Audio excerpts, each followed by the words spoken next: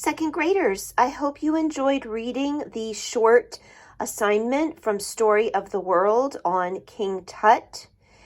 There are different suggestions as to the age in which he became Pharaoh. You might have read it as early as age 7. Other books may tell you that it wasn't until age 9 or 10. There really is no answer that all historians can agree on, but he was very young, and they know that he was not Pharaoh for very long. It seems that most historians agree that he was about age 18 when he died. Now, there are differences in the explanation for his death. Some have said he was sick. Some have said he died in battle. Some have said that someone killed him because they wanted to be Pharaoh instead of him. So that answer is not known either. But today I'm going to start reading for you Tut's Mummy. Now, this is a book we would have read in class during history, and I'm going to read one chapter at a time. So if you're able to play each chapter in one sitting, that's great. Or if you just want to listen to one chapter every day this week, that's great also. But I really hope you enjoy this book. And I will point out as we go through, some of the pictures in the book are an actual picture of items that were uncovered in King Tut's burial tomb. So these were actual artifacts.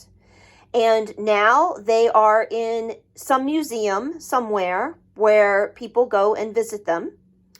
Other pictures in the book are just paintings. So I'll point out to you when we come to the pictures that are actual items that were owned by King Tut. Here we go. Tut's Mummy, Lost and Found.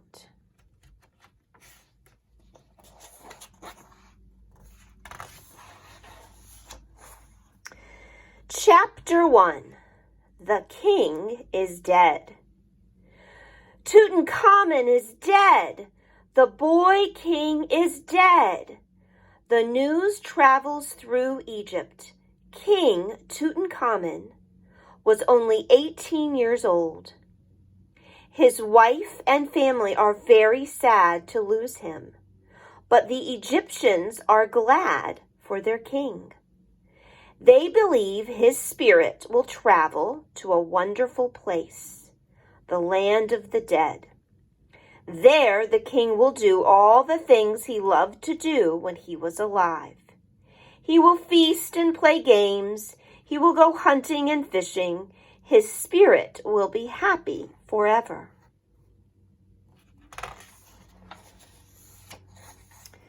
These pictures are actual pictures of items that were owned by King Tut and found in his tomb.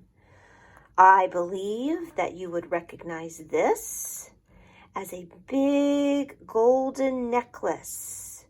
We talked about that when we discussed all the jewelry that the ancient Egyptians loved to wear.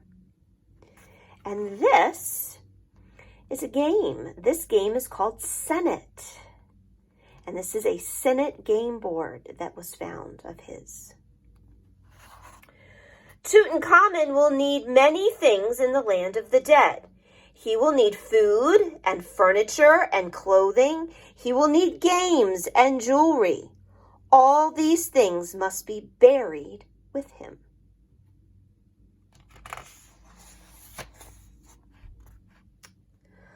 Most of all, the king will need his body.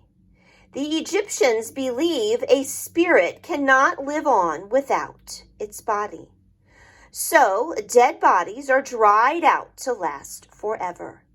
They are turned into mummies. Priests come to the palace. They say prayers for the king. Then they dry out the king's body. They use a special kind of salt called natron. It takes many days. The mummy is wrapped in yards of fine cloth. More than 100 jewels and charms are tucked in the folds. The charms will keep evil spirits away from the king.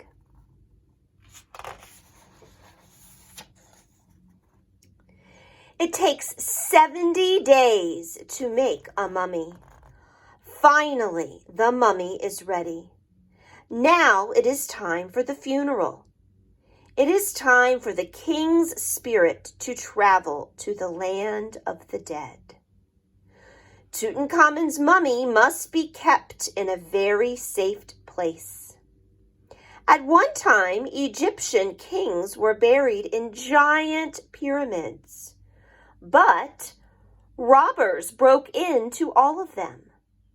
They stole the treasure. So Tutankhamun will be buried in a secret underground tomb.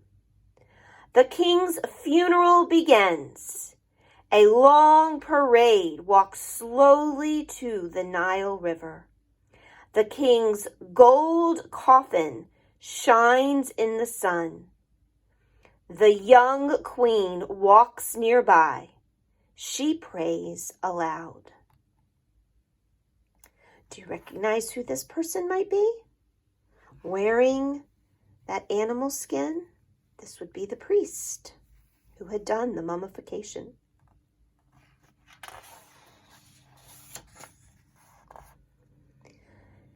The Egyptians believe some gods take the shape of animals. So there are priests in leopard skins and animal masks. They chant and sing. One priest wears the mask of a dog. He is supposed to be Anubis, the god of mummies. Women cry and tear at their clothing. They are showing how sad they are to lose their king. Behind them come hundreds of servants. They carry the king's treasure. They carry chests of clothes and jewels. They bring weapons and chariots. They carry baskets of flowers and food and wine. The servants also bring hundreds of tiny statues. These statues are supposed to turn into magic servants in the land of the dead. There they will serve the king.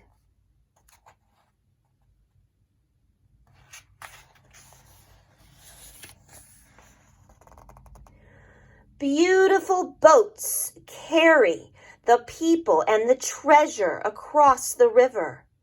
They are going to a rocky, deserted valley. The king's coffin is put onto a kind of sled. It is pulled up a rocky path. The people follow behind. It is hot and dusty. They walk for miles. Finally, they reach the secret entrance to the valley. Here is the royal graveyard. Priests guard it day and night.